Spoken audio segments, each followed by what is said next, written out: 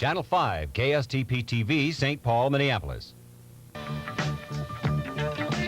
This is Dialogue, the weekly interview program presenting timely and topical news issues of local, state, and national concern. Each week, a member of Channel 5's Eyewitness News reporting team focuses on the people and events that influence and shape our lives. Tonight's guest is Ted Gardner, special agent in charge of the Minneapolis office of the FBI, with your Dialogue host, Eyewitness News reporter, Tony Vignieri. Good evening. With me is Ted Gardner, who was recently appointed to head the Minneapolis office of the FBI. He's been with the FBI for 15 years. Welcome to Dialogue, Mr. Gardner. Thank you. Pleasure. One of the things I wanted to get into right off the bat was the thing about bank robberies. There's been so many of them this year, not only in Minneapolis, St. Paul, but Minnesota, and for that matter, the entire United States. What is going on? Why the rash in bank robberies?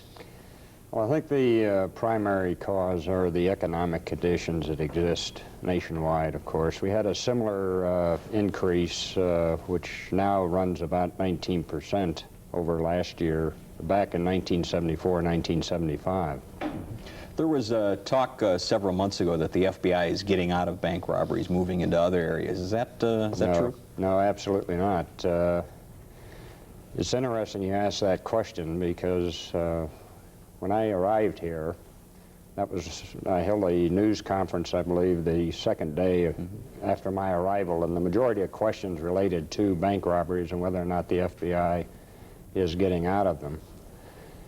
And after that, I made a tour of the tri-state area, meeting the agents assigned to the various mini offices in the 3 states, and met a number of local government leaders, law enforcement officials, and they too asked the same question of whether or not we were getting out of bank robberies.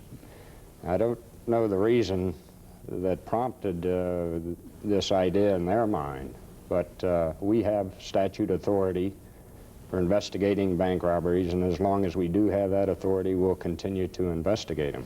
Did bank robberies increase once that came out, that feeling that the FBI was no longer interested in it? I think that was a factor, certainly here. We had a similar situation happen to us in New Orleans, Louisiana, when we reprioritized our investigative work, and we made this public, and the next day a news article carried a story that the FBI was no longer working bank robberies, and I think in the next 3-week period we must have had 20 or 30 of them. But it might be well if I set our work in the bank robbery field in a little bit of a perspective for you. The FBI has investigative jurisdiction over some 210 different violations of federal law. And beginning in about 1975, 1976, due to budgetary considerations primarily, we had a cut since 1976 of some 1,000 agent positions, and this necessitated, because of our investigative responsibilities, an examination as to in what areas we could put the majority of our effort with the best results.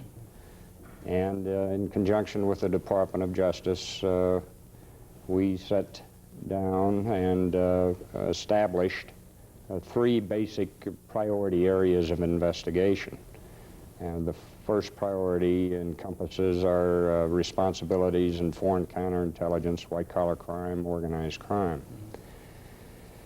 In those areas of investigation where we had dual responsibility with local authorities, we felt that we could give a more measured response to those areas and encourage local authorities to assume a greater responsibility. So if anything, there is more emphasis on bank robberies with the cooperation from local authorities. It's more of a concentrated effort.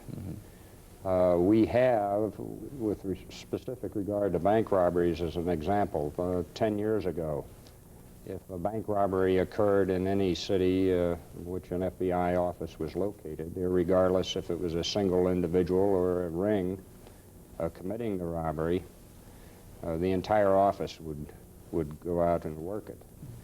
Now we make a quick assessment of the type of robbery it is, and in those cases where it is a single individual, we send a limited number of agents.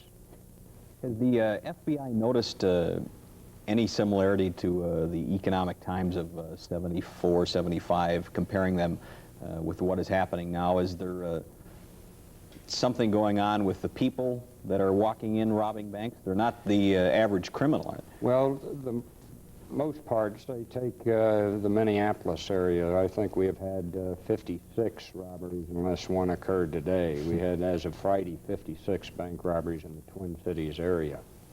75% of those involved a single individual.